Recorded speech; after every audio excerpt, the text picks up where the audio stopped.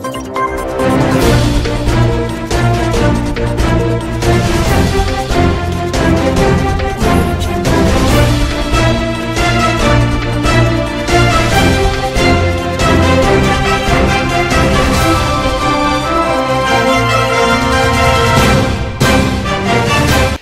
est 19 h dans la commune rurale de Sonko-Doubakoré. Bienvenue dans cette édition d'information de Niata TV et voici les titres. Dialogue pour la paix et la cohésion sociale. Une rencontre a eu lieu sur ce thème à l'initiative de l'Organisation internationale pour la paix ce samedi matin. Opération Espoir tous aux FAMA a organisé un grand meeting de soutien aux forces armées maliennes, à la transition et à la coopération militaire avec la Russie, avec la présence d'une foule immense sur le boulevard de l'Indépendance. Le président de la RDC, Félix Tshisekedi, a dénoncé des complicités entre les officiers et une milice en Ituri.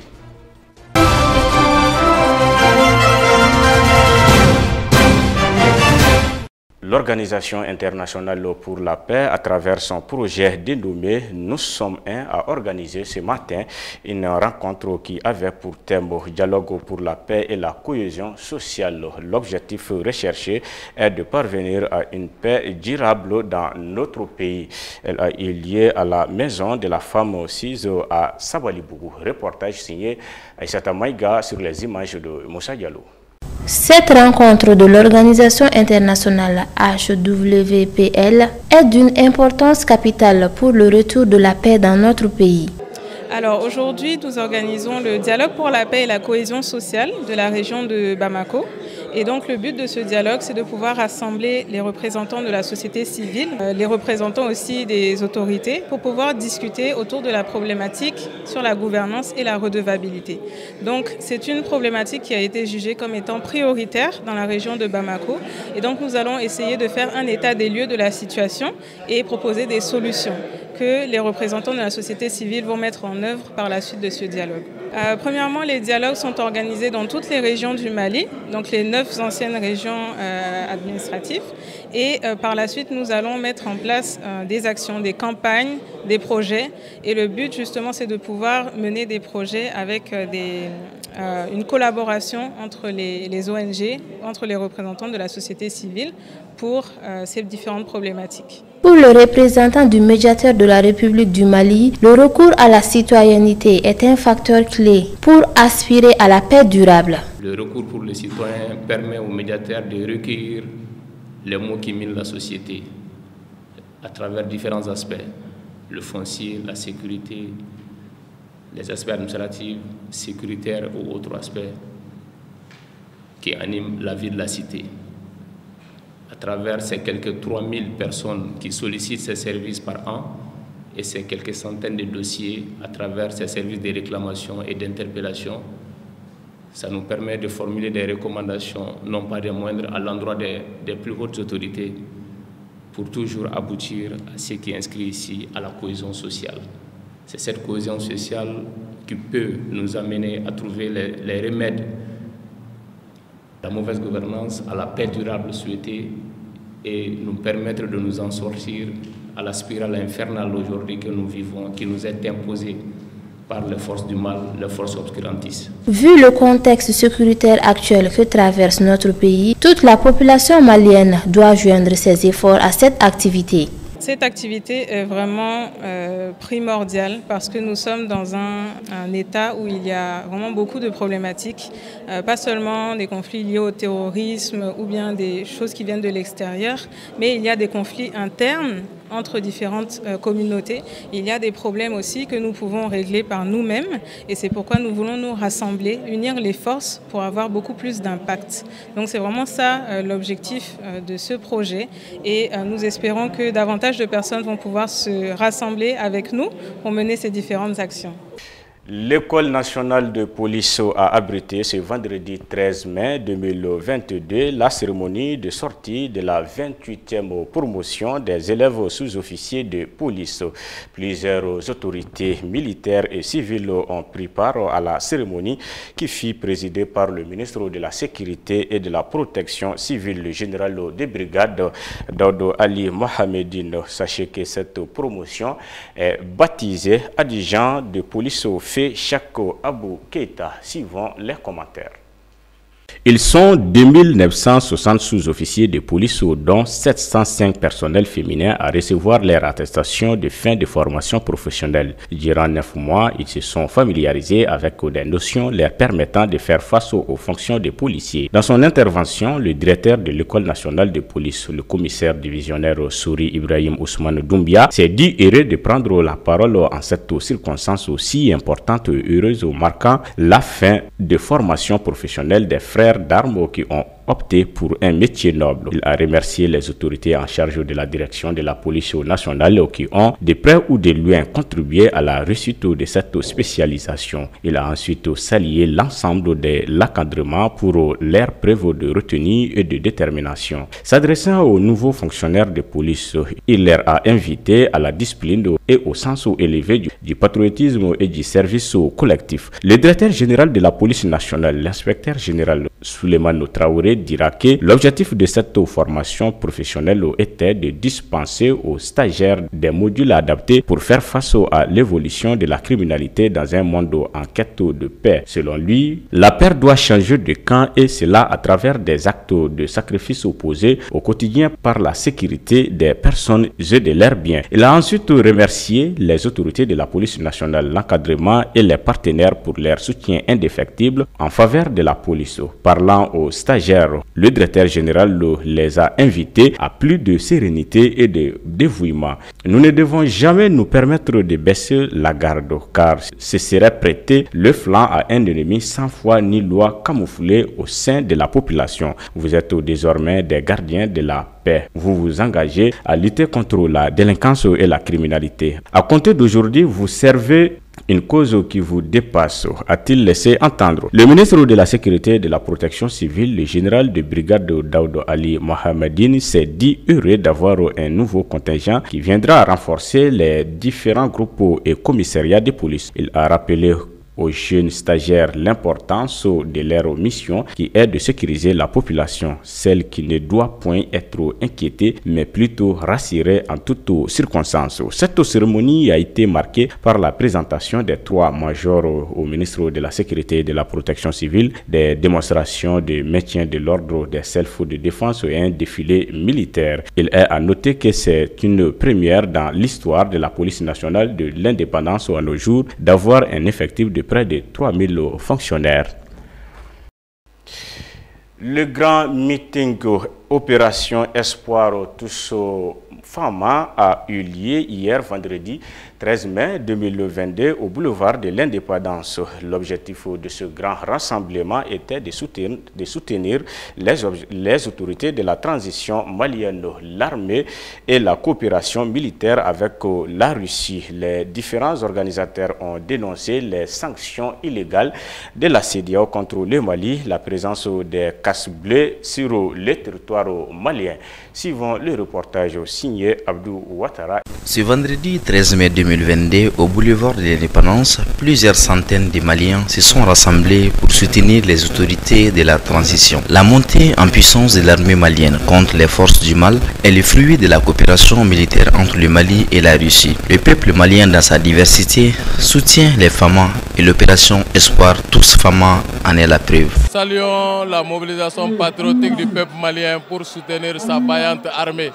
La seule armée au monde qui conjugue 4 verbes du premier groupe au même moment au présent de l'indicatif. Recruter, former, équiper et gagner. Seule l'armée malienne peut faire cela. L'armée malienne est en train de réussir là en 4 mois, là où la France a échoué en 9 ans.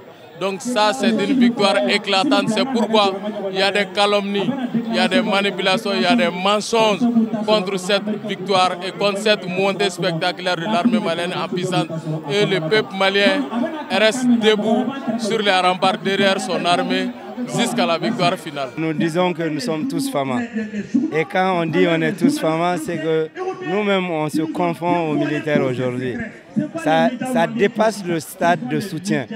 Aujourd'hui, nous sommes plus que jamais résolus de mourir avec eux, d'être avec eux au front, dans les villes, dans les campagnes, un peu partout, et dire à la communauté internationale que plus que jamais nous sommes engagés pour la défense du Mali, pour la défense des intérêts du Mali. Et c'est ça le message que nous voulons faire passer aujourd'hui. Et c'est pourquoi l'espoir, il est permis. Et cet espoir qui est permis, nous disons que nous allons ensemble le mettre en œuvre pour que la victoire soit très proche. Parce que plus que jamais, on est là juste pour remercier nos Fama. Parce que tout le monde a vu que ce que les Fama ont fait, en 8 mois, ils ont pu progresser. Que les gens qui étaient là en 9 ans, qui n'ont pas pu aller loin. Ceux qui n'ont pas pu réaliser en 9 ans, c'est en 8 mois notre armée est en train de faire ça. Et ils ont dépassé ça même. Donc vraiment, on est venu juste pour les remercier pour le 13 mai. Donc je remercie le bon Dieu et je remercie nos Fama en toute sincérité. Vraiment, il y a plusieurs corporations, il y a plusieurs partis politiques qui sont là, qui se sont réunis vraiment pour venir les supporter. Pour un Mali nouveau, les dénonciations concernant les sanctions de la CEDEAO contre le Mali, la présence des casques bleus de la MINUSMA ont été évoquées par les organisateurs.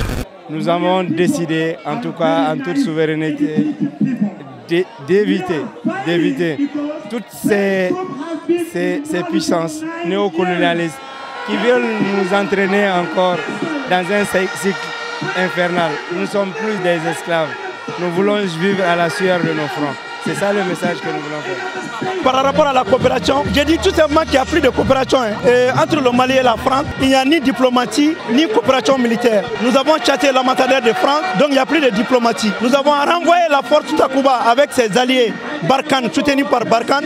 Il n'y a plus de coopération militaire. Maintenant, tout simplement, ils veulent nous soumettre sous le tutelle de la communauté nationale, internationale, à travers la MINUSMA, dont l'honorable Ouattara a défini mission impossible au Mali. Donc, à partir de cela, les Maliens ne font plus confiance à la MINUSMA. Nous faisons plus de confiance à notre armée et c'est notre armée qui doit nous sécuriser dans la souveraineté du Mali. C'est notre droit régalien en tant que peuple du Mali de n'avoir confiance qu'à nos forces d'armée et de sécurité. Et aujourd'hui, l'heure est venue, nous avons compris, et après la déclaration du ministre de la Défense, le Mali n'a plus besoin de forces d'occupation. Donc, nous ne voulons pas la MINUSMA, nous ne voulons pas le G5 Sahel, nous ne voulons pas de la France, nous ne voulons pas de la CEDEAO, ni une force impossible organisée par Guterres. Nous soutenons le Mali et nous sommes là aujourd'hui dans le cadre de la défense nationale. La défense nationale, c'est aussi défendre les femmes qui sont là pour nous sécuriser. Donc voilà l'objectif. Je n'ai pas été déçu, je n'ai jamais été déçu par la jeunesse malienne. Je vois que les jeunes sont sortis massivement. Cela veut dire quoi? Qu'aujourd'hui, comme l'a dit l'honorable Aboubacar Sidiki Fama, le stade de l'indépendance du Mali est dépassé. Aujourd'hui, le Mali est une république souveraine. Donc nous disons à la France, bienvenue en république souveraine du Mali.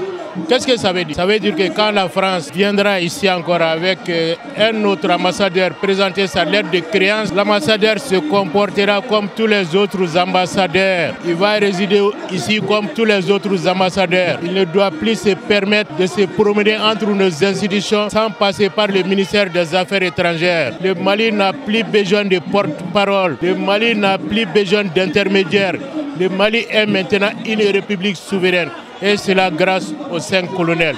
Nous leur disons merci. Le Mali est dans le souverainisme, comme l'a dit l'honorable jeune frère, le souverainisme monétaire, le souverainisme politique et le souverainisme militaire. C'est ça. Donc on est en train de reconstruire le Mali. Nous ne parlons plus d'indépendance parce que l'indépendance là a été tronquée, a été truquée. Maintenant, c'est une république souveraine. Ce rassemblement a permis aux Maliens de se rallier autour de leur armée et contre les sanctions de la CEDEAO, car l'armée est l'espoir unique pour faire régner la paix et la sécurité sur l'ensemble du territoire malien. Restons dans le même registre du grand rassemblement de l'opération Espoir tous Fama. L'équipe de Niata TV a recueilli des témoignages de certains manifestants qui étaient sur place. L'occasion a été bonne pour les Maliens de demander la levée des sanctions illégales contre le Mali, de dénoncer l'ingérence de la France dans les affaires maliennes et renouveler leur confiance aux autorités de la transition. Suivant les réactions. Donc nous sommes là aujourd'hui pour le soutien aux femmes. Comme vous-même vous le constatez, le peuple malien s'est tenu debout pour pouvoir mettre en action le pouvoir intrinsèque de ces braves soldats. Vive Assimi Goïta par rapport à ses effets dynamiques au niveau de la sécurité. Donc on avait mobilisé les gens, pourquoi, pour quelles raisons? Juste pour aider nos femmes à aller de l'avant. Parce que les gens croyaient que surtout l'Union européenne et la communauté internationale, y compris nos frères de BCAO et les CEDEAO, même s'ils ont pris une sanction sanguinaire vis-à-vis à leurs frères peuples du Mali. Nous, on les tient, on leur montre notre brave main à eux pour qu'eux-mêmes ils puissent nous comprendre. Avec tout ça, les peuples maliens s'est tenus debout pour pouvoir sauvegarder notre dignité et notre bravoure. Parce que ces militaires-là sont venus pourquoi? Il y a une crise révolutionnaire au niveau de l'ancien régime qui a été mettre en chute jusqu'à ce qu'actuellement ils ont eu le pouvoir à l'accès de légitimité par rapport au peuple. Parce que c'est ça que les Occidentaux ne savent pas. On ne peut pas gérer chez toi et gérer d'autres pays en tant que tu es chez toi. Donc de ce fait, nous avons une obligation de donner une conscience à la CEDEAO que le Mali est un peuple debout, est un pays souverain. C'est eux qui décident. Nous avons besoin de partenaires vraiment qui nous mettent à l'action à travers de notre avis. Mais de nous s'imposer avec l'impérialisme, nous ne sommes pas d'accord. Donc de ce fait, le peuple malien s'est tenu debout aujourd'hui à faire une grande mobilisation pour que au moins la CEDEAO peut enlever leur section parce que c'est illégitime. Et le peuple là sont au regard. Et c'est l'avenir qui va nous juger. J'ai vraiment en ce moment un sentiment de fierté, un sentiment de satisfaction. Nous sommes venus dans un premier temps célébrer la montée en puissance de notre armée. Nous sommes venus également soutenir notre armée face au complot auquel il était victime. Donc c'est un sentiment de fierté, de satisfaction et de joie. Bon, nous sommes de la diaspora française. Malgré qu'on soit français, nous ne sommes pas contre la population française. Nous sommes uniquement contre le système de l'État de gouvernance de la France. Car le Mali défend son intérêt, sa souveraineté, son intégralité. Et nous défendons nos femmes.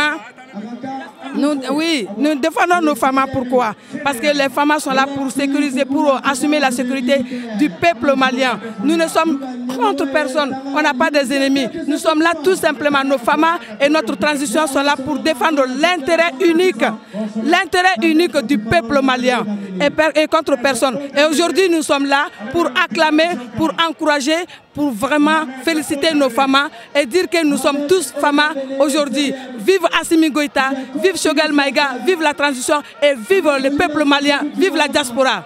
Yacouba Katile, président du Conseil économique, social et culturel du Mali, a été reçu en audience par le chef de l'État, le colonel Assimi Goïta, accompagné d'une délégation. Katile était venu rendre compte au président de la transition des différentes missions du Conseil économique, social et culturel au Mali et à l'extérieur du pays. Écoutons-le à sa sortie d'audience.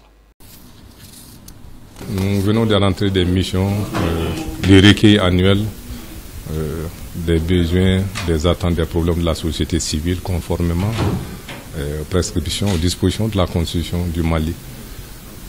Nous nous sommes rendus en Afrique, notamment dans 4 pays, la Guinée-Conakry, la Guinée équatoriale, le Gabon et puis la RDC.